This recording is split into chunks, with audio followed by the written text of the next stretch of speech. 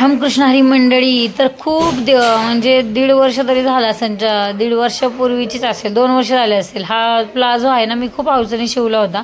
Sequence असं वेगळंच कापड होतं. त्यावेळेला मला इतकं कळत नव्हतं, नॉलेज नव्हतं की कुठलं कापड आणलं पाहिजे, काय शिवलं पाहिजे. त्याचं मी आपलं मनानेच जाऊन ते कापड आणलं आणि त्याचा प्लाझो शिवला. पण तो प्लाझो शिवानीकडे दिला होता, म्हणजे माझ्या बहिणीकडे दिला होता. तर त्यांनी पण तो वेअर नाही केला. मला तर प्लाझो हा प्रकारच आवडत नाही, पण तरी मी शिकायचं म्हणून प्लाझो कटिंगसाठी कापड आणलं होतं. तर नंतर मग आता त्या कापडाचा उपयोग काय करायचा म्हणून मग मी म्हटलं याचा आपण शॉर्ट गोलवाला कुर्ता शिवून पाहूया. मग म्हणलं चला कटिंग करायला सुरुवात केली. तर आधी तर मी असा लॉंगच कुर्ता शिवणार होते, पण तो मला काही बरोबर नाही वाटला, म्हणून मला असा गोल शिवायचा होता. तर तुम्हाला थंबनेलला बघून कळलंच असेल. तर मग नेहमीप्रमाणेच कटिंग करून घेतली आणि इतकं छान झालं आहे ना हा कुर्ता, काय सांगू.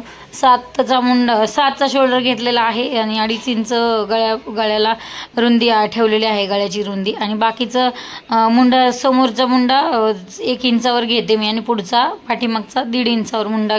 म्हणजे 7चा मुंडा असतो पण आकार द्यायला 1.5 इंच आणि पुढच्याला 1 इंच घेऊन देते मी, असं करते. आणि मग खरंच अजून काय सांगू, हा व्हिडिओ ॲक्च्युली मला म्हणजे पुढचा जो व्हिडिओ आहे ना तो तर इतका हे झाला ना, फास्ट झाला, मला कळलंच ना. म्हणजे अँगल दुसरा घेतला मी अजून ह्याच्यामध्ये. चला नवीन आहे असं म्हटलं तरी चालेल.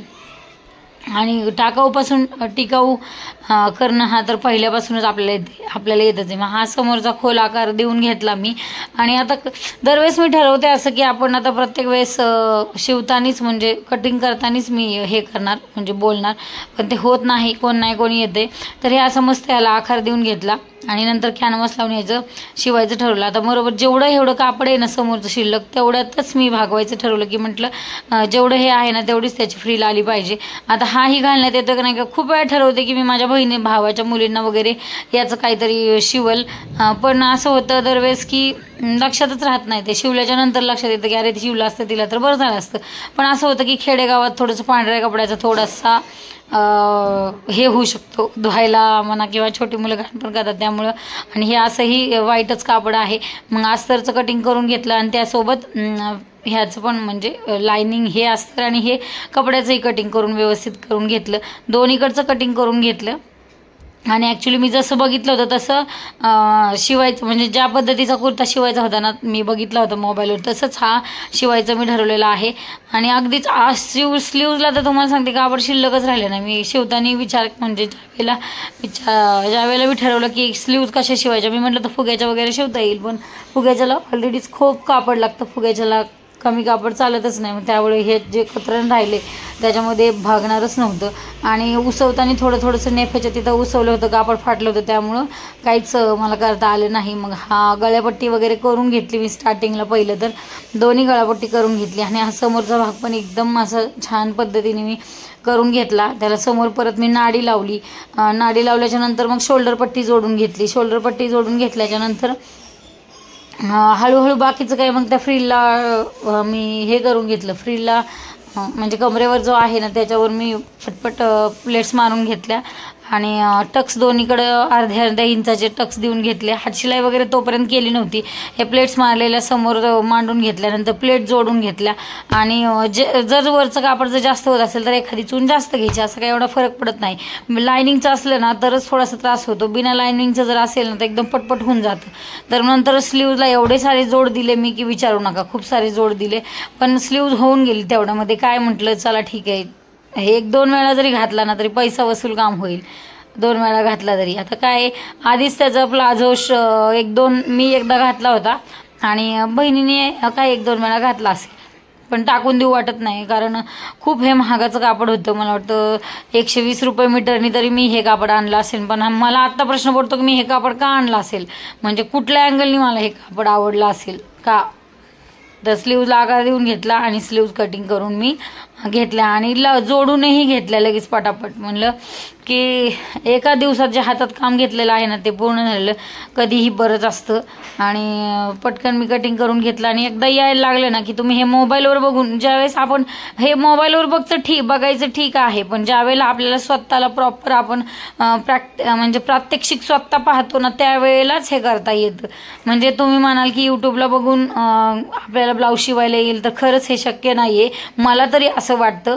प्रॉपर कुठंतरी क्लास करावाच लागतो. क्लास म्हणजे ज्यावेळेला ऑनलाईनपेक्षा ऑफलाईन कधीही चांगला, असं मी तर तुम्हाला सांगेल की ऑनलाईनचं कसं आहे, समोर प्रात्यक्षित आणि हे वेगळंच पडतं. तुमची मर्जी आहे, जे आहे ते आहे. कारण खूप सारे ऑनलाईन पण लोक क्लास करतायत, मग त्यांना असं वाटेल की मी त्यांच्या विरोधात बोलते, असा काही विषय नाही आहे. पण ऑफलाईन आणि ऑनलाईनमध्ये खूप सारा फरक असतो. आपल्याला येणारे डाऊट्स, आपल्याला येणाऱ्या काय पण शंका म्हणा किंवा कुशंका म्हणा, त्या सगळ्या डाऊट समोरासमोर क्लिअर होतात.